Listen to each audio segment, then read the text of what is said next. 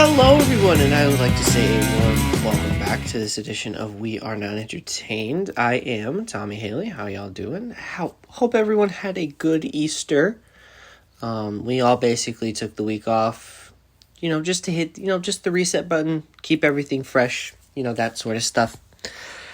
It's good to be back. Really, it's good to be back. But let's just get straight into it. I'm covering all the wrestling stuff. Stuff has happened. Stuff has happened. A lot of stuff has happened. Let's start off with the big one that, I guess, in WWE's, on the WWE side. So now that, they basically have unified the two main titles, their next course of action is like, screw it, let's just unify the tag team titles. So that's basically what's happening at WrestleMania Backlash. Don't understand why it needs to be called WrestleMania Backlash when it can just be called Backlash. So, the team of the Usos in RK-Bro, which is Randall Keith Orton and Matt Riddle. Yes, I will call him by his full name. WWE. I will not call him by his last name only. I will know him as Matt Riddle. They will finally unify the tag team titles. And look, I don't know how I feel about this. I honestly don't. One thing is for certain is I have this hunch that they're just not doing a brand split anymore. They're going back to what it was before the draft. It's just certain stars can show up, certain Raw superstars can show up to SmackDown, and SmackDown superstars can show up to Raw. That kind of deal. And then when Survivor Series, that stuff will have, that will be for brand supremacy, all that kind of jazz, yada, yada, yada. The usual song and dance with WWE. Actually, I should also note that Cody said the no-no words. He called it a champion. He called the titles a belt. And The Miz said the best thing is no. That's what you wear. That's what you put around your pants. You wear a belt to keep your pants up. And then he's like, I'm a wrestler. And he's like, superstar. So, it's nice to know that they're letting Cody say no-no words. Those two, the biggest two no-no words Vince likes to say. Let's see, what else? What else am I missing on the WWE side? Raquel Gonzalez is now on the main roster. Apparently, Gonzalez isn't a good last name, so they just did 2 R's and did Raquel Rodriguez. Alright, okay. I did read this article that, when NXT superstars or talent is getting called up to the main roster, they are well aware that they are going to be getting a name change or a gimmick change, something like that. They get a heads up to be like, hey, this is what's going to happen. I know you went by your regular name in NXT, but we're going to change it to Raquel Rodriguez. So that's what Raquel Gonzalez is now. So it's Raquel Rodriguez. How they changed Walter to Gunther. Ugh, so dumb. I don't know. Either way, let's see, what else? Am I missing anything else in WWE? No, they're still, for some reason, extending this Ronda, Rousey, Charlotte Flair thing. Bianca Belair is facing Sonya Deville for the Raw Women's title as this podcast goes out, if I'm not mistaken. So there's that. Oh, actually, yeah. So I'm recording this on the Sunday before the Monday. So I'm recording this on the 24th. The podcast goes out on the 25th, so it's always on every Monday. I read something from Sean Ross Sapp of Fightful.com that they are finally going to be using Asuka on main television because, let's face it, Bianca needs to wrestle people. She can't just be wrestling Becky here and there. She needs to wrestle Rhea Ripley, Asuka, Bayley, Alexa Bliss. I know she's not doing anything right now. Let's see. Run it back. You can run it back with Sasha. That worked very well. Hell, Naomi would be an interesting one. Shayna Baszler. This might answer your question. Sir Arthur Bliss is a composer. Give me 1 second. Alexa, stop. To control a video device with your voice, you need Alexa, to connect it first. Stop.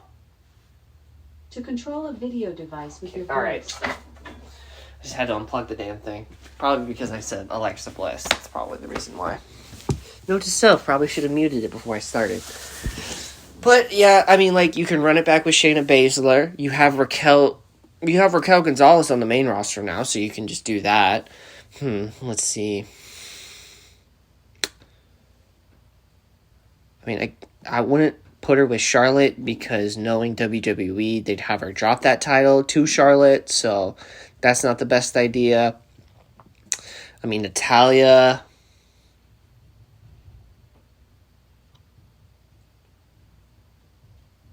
I mean, that's pretty much it. That's all I can really think of. Yeah, that's it. That's also pretty much all the news I can think of as well as WWE. Oh, wait, no. They did announce one thing over this past week. SummerSlam is coming to Nashville, Tennessee this year, I believe, which is a very interesting thing to see. I mean, that's cool. To be fair, I think for me and Brock, if they go to like Dallas or something like that, or New Orleans, I know they wouldn't go to New Orleans for SummerSlam. They go for WrestleMania. This might be relatively kind of the closest a SummerSlam will ever get to Kansas City, Missouri. Because, I mean, it would be cool to see them go to Arrowhead. Granted, when they do it in the summer, it's hot as fuck here. So yeah, that's pretty much it. That's also pretty much it on the WWE forefront I can really think of. There's really nothing else coming to the top of my mind, so that's pretty much, that's it on the WWE side. I will go over to the AEW side, where mostly a lot of the stuff has happened.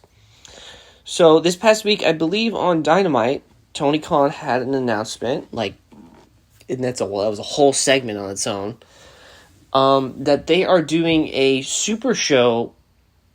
They are working with New Japan with this pay-per-view in June called Forbidden Door.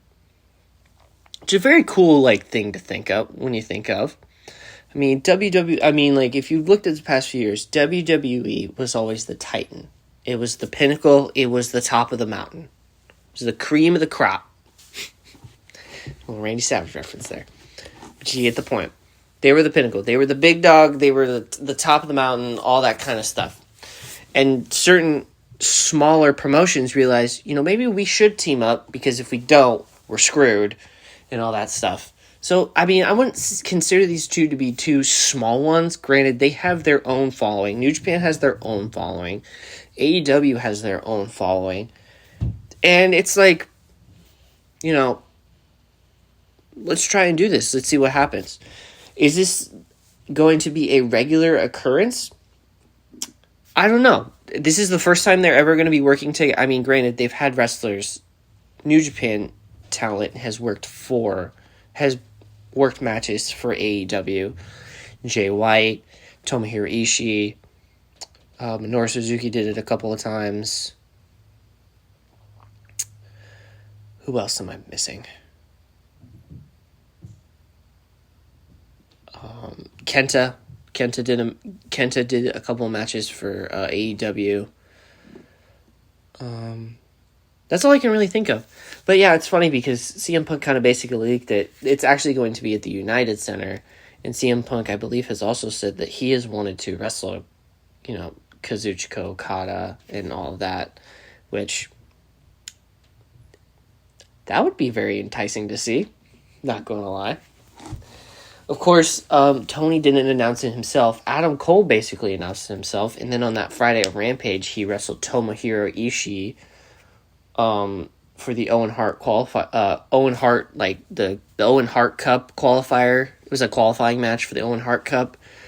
And speaking of the Owen Hart thing, I know 2 or 3 wrestlers that watch a lot of Bret Hart film.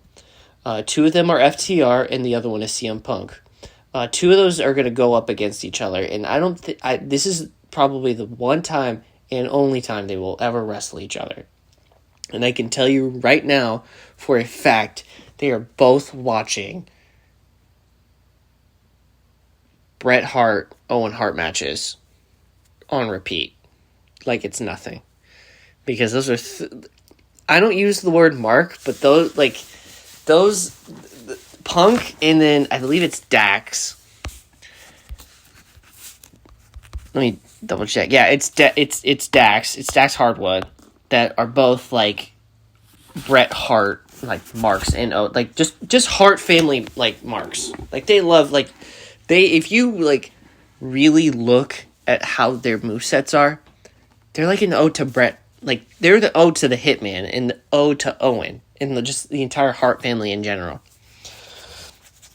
But yeah, the AAA and ROH Tag Team Champions are going up against each other. Someone get the hose. Oh my god. I'm actually very intrigued with that match. That match is going to be hella good. Of course it is. It's going to be FTR. Why wouldn't it be good? I'd be surprised if it's a shit match. I'd be disappointed if this match was shit. Let's see. What else can I think of in AEW news? That's really it. Pretty much. Oh, they're teasing. I believe the next person in line to face off against Hangman is probably CM Punk, which I feel like they might drop might have Hangman drop the title to CM Punk. Will I be mad about that? No, not really. I mean, it's CM Punk. I mean, he'll elevate the title. I mean, he'll bring more eyes to AEW. But do I feel like MJF would be a good champion in line? Yeah, but he's doing that thing with Wardlow right now. So, I don't really know. Either way, it's going to be interesting to see. Now, on to, I would say, let's say the main dish. I'm at what? 10, 12 minutes right now? Yeah, this will be a little quick bite. I mean, this is my first one back since I don't know how long. We will start with, this will be week 1 of Brock's Ring of Honor. And he has sent me this. So, this is week 1. It's a recap package of Brock's version of Supercard of Honor.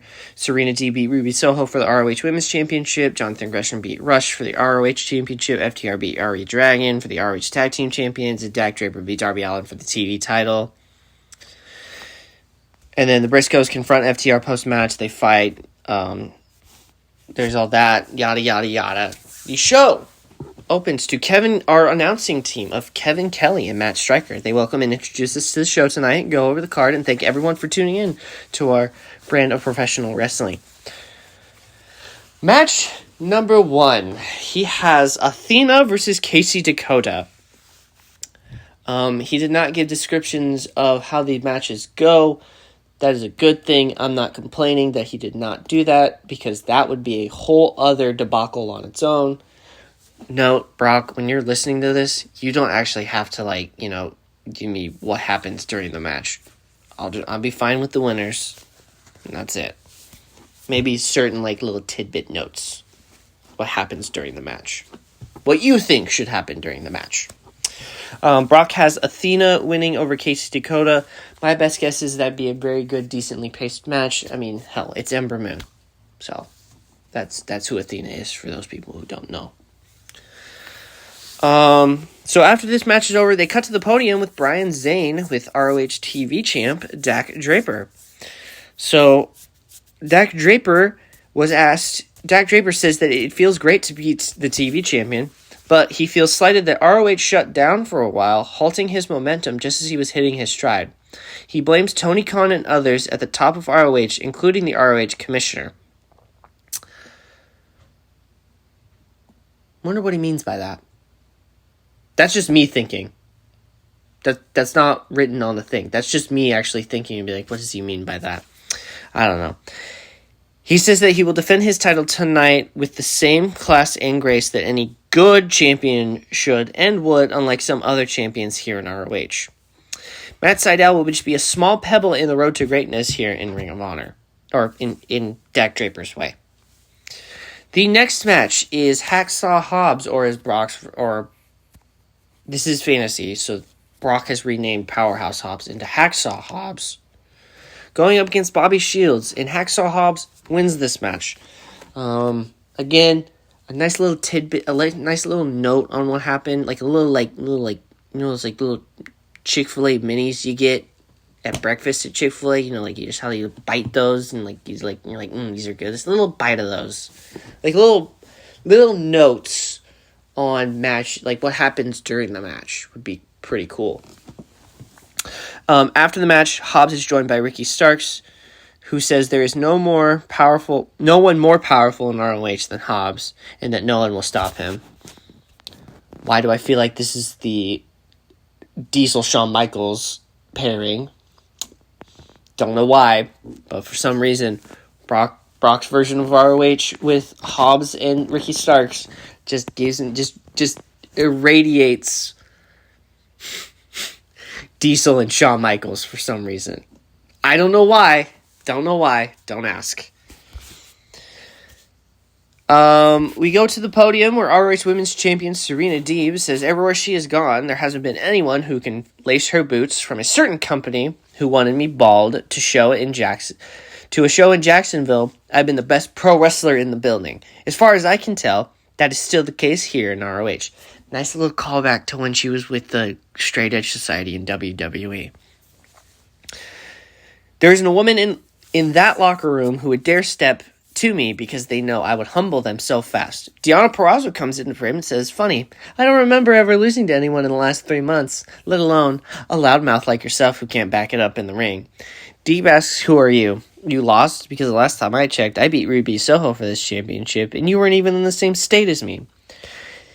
Deonna says that the reason I wasn't there is because your old boss didn't let me in the building because he was afraid I'd embarrass you in the ring in front of millions of people. Deeb then slaps Purrazzo and runs off as Deonna is held back by the refs. That's going to be a very intriguing feud. I can see them. The next next Super Show. That's a match. That's a feud that's actually going to be happening soon. We then cut to Tully Blanchard next to the trophy case of NWA Championship belts. Tully looks at them with a sad face, almost contemplating his career. He finally speaks by saying, I've been in this industry for 47 years. I've seen the greatest of all time up close, whether as friend or foe. I've had matches that will stand the test of time against the likes of Magnum TA, the Von Erichs, Sting, Dusty Rhodes, Ricky Steamboat, the Road Warriors, the Rock and Roll Express, and the Midnight Express.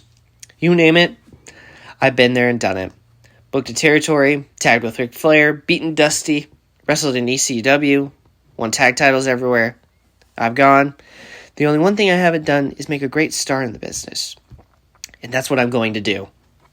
I'm going to give you the greatest professional wrestler this industry has ever seen. It'll be interesting to see who that is. Brock doesn't give anything else after that, and that's basically where it ends for that segment. We then cut to the next match is the Horsemen with Arn Anderson versus Dorian Graves and Kevin Tibbs. The Horsemen win this match and all that. Oh, we actually have a post-match little note. As the Horsemen are leaving, the Kingdom's music hits and they stare at each other while they walk past each other. So the next match, this leads to the next match, the Kingdom versus CJ Bambino and Aiden Ball. The Kingdom end up winning this match. Post-match, the Kingdom says that they want the winners of FTR versus the Briscoe brothers and say that they are tired of whipping dem boys' butts and want a new challenge like FTR. Matt Taven says in the end, it doesn't matter whoever they end up facing, they will bow to the Kingdom. It's a great way to end that promo right there. With the tagline, you get okay. That's pretty good. We then cut to Kevin Kelly and Matt Striker wondering who the ROH commissioner could be. Matt says it could be Don Callis, Rob Van Dam, or even Taz.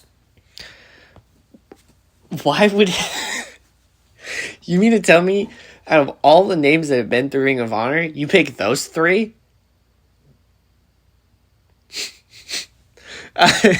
I mean, I'm not complaining, but what the hell?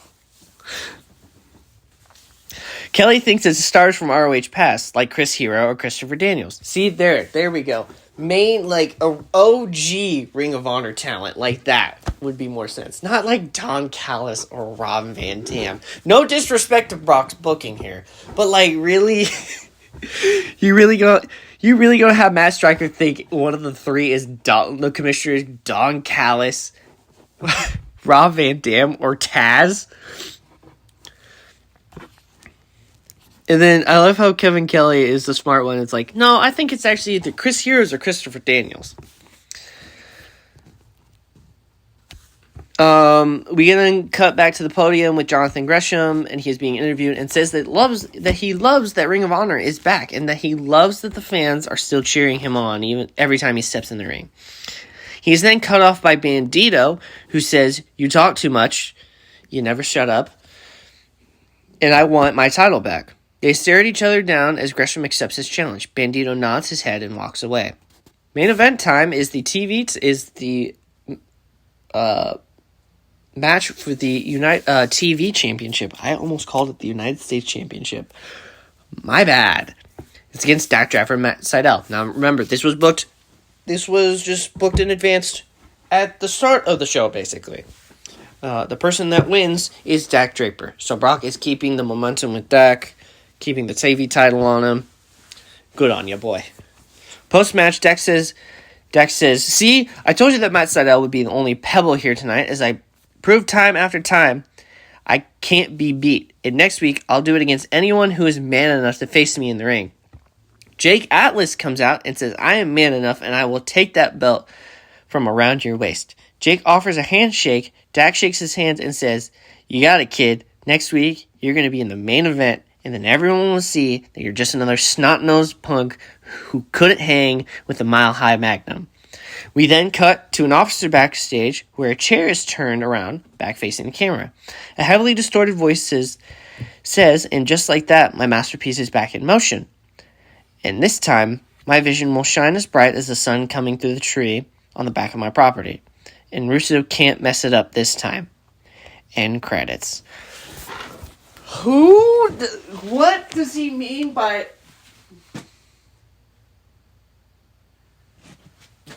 Is he who I think it is? I swear to God. Russo? Okay, actually I have no idea who it is. I'm trying to think.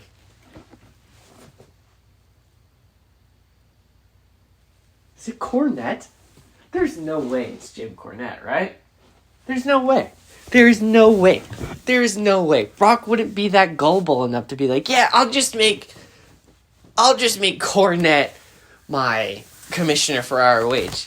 Because he has stated multiple... I'm pretty sure Cornette has stated how much he fucking hates Vince Russo. Like, hates him with every fiber of his being.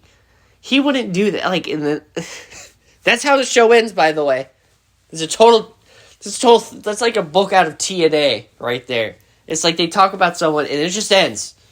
It's like a little distorted figure and all that, and it just ends. Is it Cornette? I'm pretty sure it's Cornette. It has to be Cornette. That's who I think it is. I think it's probably Cornette. I could be wrong. But, like, the one person that, like, has always stated how much they fucking hate Vince Russo, it's Jim Cornette. It has to be Cornette. I don't know. I guess I'll find out next week. Let's see. How long am I at time-wise? I'm at about 24 minutes. Yeah, I think I'm about wrap it up here. That's pretty much going to do it for this episode of We Are Not Entertained. I will be back on Big Time Talkers. So will Brock. So will Macy. I honestly don't know what we're going to be talking about. Really. We took a break. A very needed break, if I do say so myself. Last week. So there was that. I don't know if Macy's doing CSP on Friday. But I will guarantee you that we are doing BTT on Wednesday.